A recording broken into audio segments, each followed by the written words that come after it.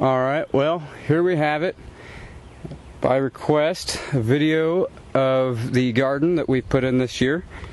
We have everything placed out, and it is 25-foot rows. As you can see right here, we have an empty spot for additional plants as we get ready. It is 25 by 4 foot. That allows for 2 rows of each item.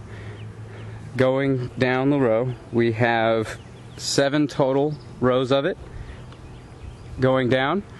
In this garden, I know it was asked of what we were doing. We have tomatoes. We got a total of 20 plants of tomatoes. Then we have our green beans.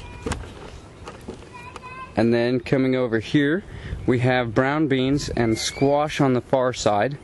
We tried doing like a topsy-turvy style with some cucumbers.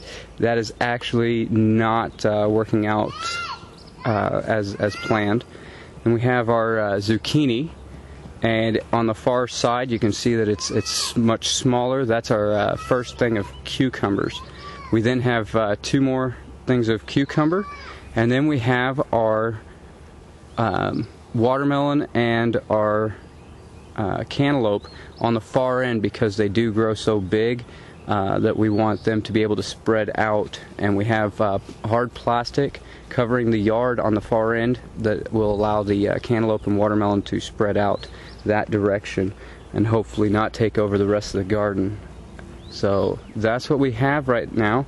Now, we were also talking about the irrigation system, and one of the things that we did to help with the irrigation is we have gray water.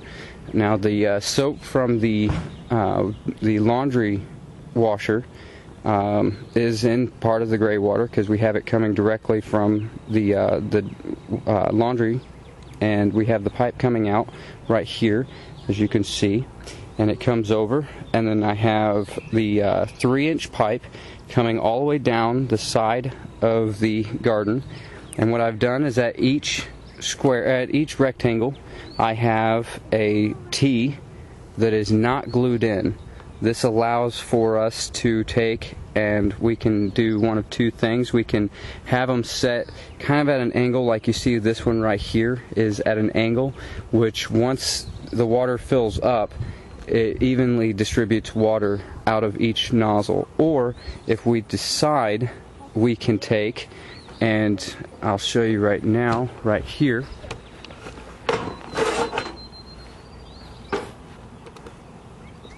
that we can take and just push it over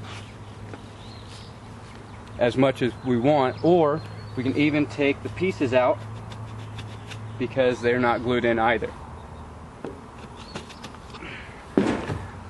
So that's how we have the irrigation, and of course, depending on how much laundry is being done, we can adjust the water flow, and also we from time to time, to add the nutrients that we need, we're using the sprayer, and we've attached a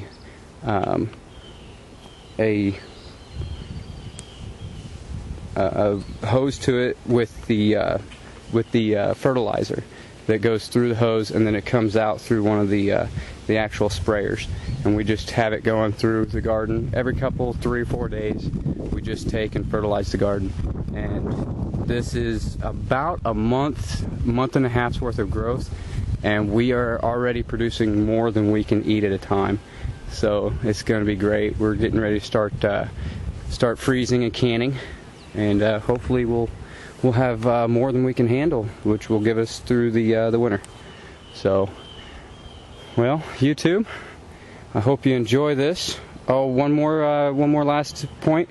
To separate out the rectangles, we've used some used tin off of an old barn. We took down the barn, and we used the tin off the roof to give us walkways in between. This is something that's sturdy for us to walk on, but at the same time it has holes that allows the water, when it rains or whatnot, to get down in there, and everything's at a slope, so it also allows it to drain off into the plants. So, alright, well, that's what we got right now, and I'll give you more updates as it gets bigger and we decide on something better. So thank you very much.